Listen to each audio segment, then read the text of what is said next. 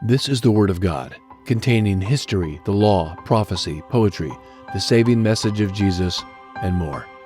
In only 15 minutes per day, we can read the entire Bible in a year and see and hear God's will for our lives. Let's read. Job chapter 14. Man, who is born of a woman, is a few days and full of trouble. He grows up like a flower and is cut down. He also flees like a shadow and doesn't continue. Do you open your eyes on such a one and bring me into judgment with you?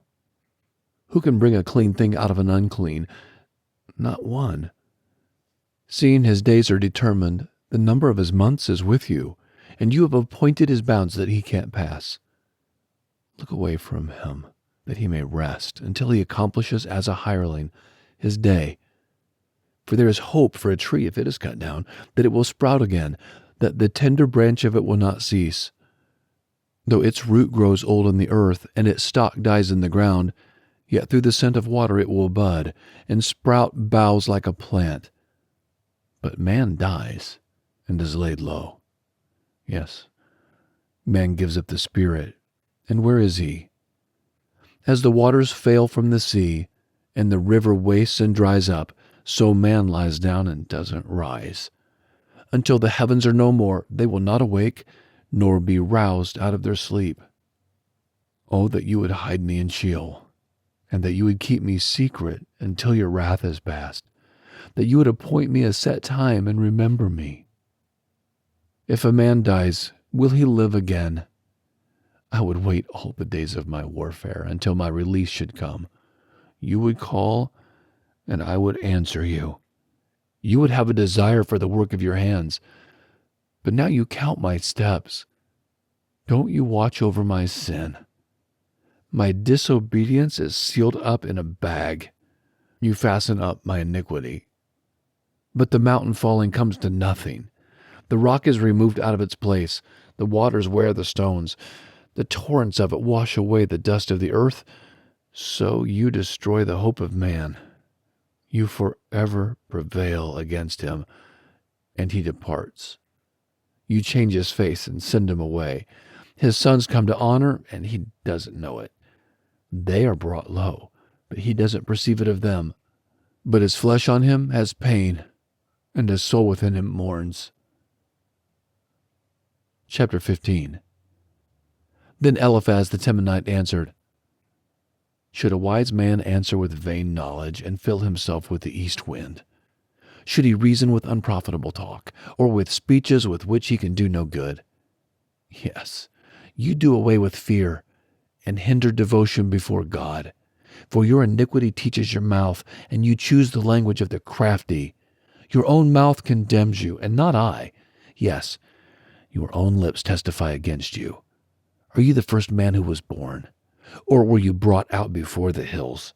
Have you heard the secret counsel of God? Do you limit wisdom to yourself? What do you know that we don't know? What do you understand which is not in us? With us are both the gray-headed and the very aged men, much older than your father. Are the consolations of God too small for you? Even the word that is gentle toward you? Why does your heart carry you away? Why do your eyes flash, that you turn your spirit against God, and let such words go out of your mouth? What is man, that he should be clean? What is he who is born of a woman, that he should be righteous? Behold, he puts no trust in his holy ones. Yes, the heavens are not clean in his sight. How much less one who is abominable and corrupt, a man who drinks iniquity like water? I will show you, listen to me, that which I have seen I will declare, which wise men have told by their fathers and have not hidden it, to whom alone the land was given, and no stranger passed among them. The wicked man writhes in pain all his days, even the number of years that are laid up for the oppressor. A sound of terror is in his ears. In prosperity the destroyer will come on him. He doesn't believe that he will return out of darkness. He is waited for by the sword. He wanders abroad for bread, saying, Where is it? He knows that the day of darkness is ready at his hand. Distress and anguish make him afraid. They prevail against him as a king ready to the battle, because he has stretched out his hand against God and behaves himself proudly against the Almighty. He runs at him with a stiff neck, with the thick shields of his bucklers, because he has covered his face with his fatness and gathered fat on his thighs. He has lived in desolate cities, in houses which no one inhabited, which were ready to become heaps. He will not be rich, neither will his substance continue, neither will their possessions be extended on the earth. He will not depart out of darkness, the flame will dry up his branches. He will go away by the breath of God's mouth. Let him not trust in emptiness, deceiving himself, for emptiness will be his reward. It will be accomplished before his time. His branch will not be green. He will shake off his unripe grape as the vine, and will cast off his flower as the olive tree. For the company of the godless will be barren, and fire will consume the tents of bribery. They conceive mischief and produce iniquity. Their heart prepares deceit. Chapter 16. Then Job answered, I have heard many such things. You are all miserable comforters. Shall vain words have an end? Or what provokes you that you answer? I also could speak as you do. If your soul were in my soul's place, I could join words together against you and shake my head at you. But I would strengthen you with my mouth. The solace of my lips would relieve you. Though I speak, my grief is not subsided. Though I forbear, what am I eased? But now, God, you have surely worn me out. You have made all my company desolate. You have shriveled me up.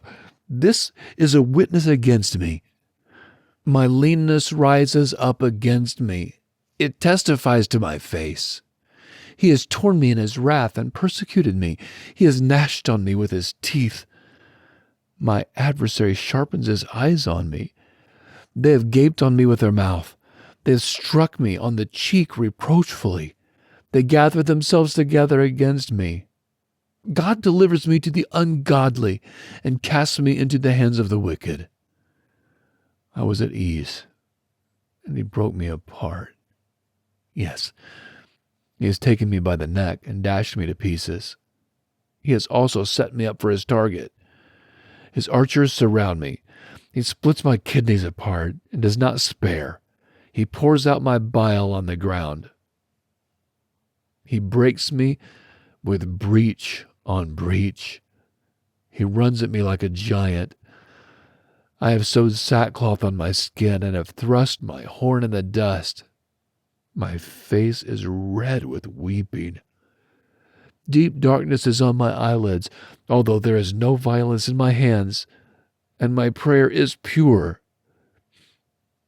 Earth, don't cover my blood. Let my cry have no place to rest. Even now, behold, my witness is in heaven. He who vouches for me is on high. My friends scoff at me. My eyes pour out tears to God, that he would maintain the right of a man with God, of a son of man with his neighbor. For when a few years have come, I will go the way of no return. That's our reading for today. Thanks for reading along. Please like and subscribe and join again for the next reading here in this powerful book of Job. Have a blessed day.